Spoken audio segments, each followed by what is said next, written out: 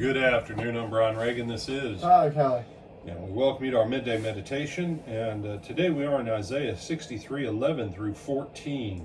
Tyler. And he remembered the days of old, Moses and his people, saying, Where is he who brought them up out of the sea with the shepherd of his flock?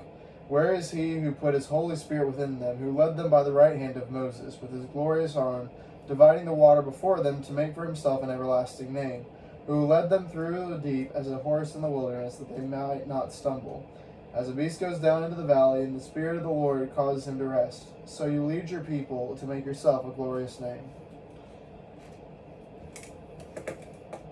You know, we talked about this in church before, about the place of putting God in remembrance. And it says here, then he remembered the days of old. From where Isaiah is writing, back to when Moses brought them out, there's nearly 750, 800 years have gone by, give or take. Put that in perspective for my American Western Hemisphere people. European colonization. I'm not playing the games about we're the Vikings. No. Point of fact, Columbus discovered America in the sense that Columbus took word back and made it popular for everyone in Europe to say, let's go take that place. Okay? That's what we really mean when we say Columbus discovered America. Well, that was a little bit more than 500 years ago. This year would be 528 if we accept 1492. All right? 528. That's it. If we had the Nina, the Pinta, and the Santa Maria all sitting in dry dock or in a museum, they would all still be 300 years younger than the tablets of stone that Moses had the Ten Commandments on. So when you think of that, or the other way to think about this, year 1066,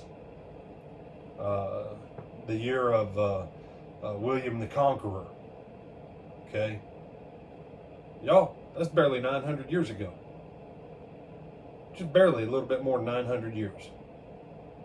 You realize there wasn't even an English language then? There was kind of something somewhere between Anglo-Saxon and Middle English. The English language didn't even exist. That's when we're reading the Bible, it does us good to go, how many years passed? How long ago in our history? Because God is looking back at his past actions. When someone says you'll never know what God's going to do, oh no, you do. You may not know the exact means whereby God will bring it about, but you can know what God will do. God is not some great mystery blob. What's he going to do? Well, he remembered the days of old when he did this other stuff. And what's it say? As a beast goes down in the valley and the Spirit of the Lord causes him to rest, so you lead your people to make yourself a glorious name. Wait a second. He went from past tense to what, Tyler? Present. You mean what he did back then is how he's going to behave now? Yes.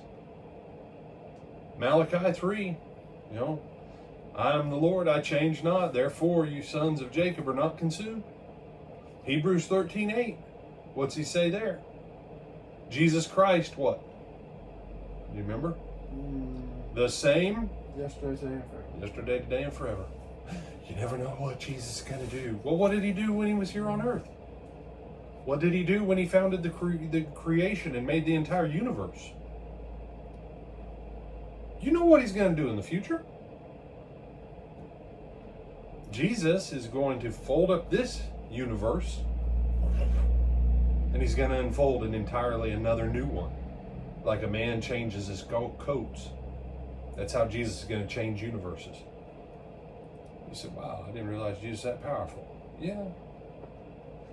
You say, how do you know that? Hebrews chapter 1. That's what it says. He'll change the creation like a man changes his garments. You always know what God's going to do.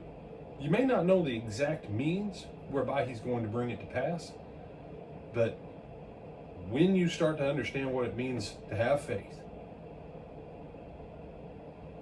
just like a tree in the forest, it still makes a sound, no matter how many philosophers are dumb enough to argue, if there's no one to hear it, did it really make a sound? Yes.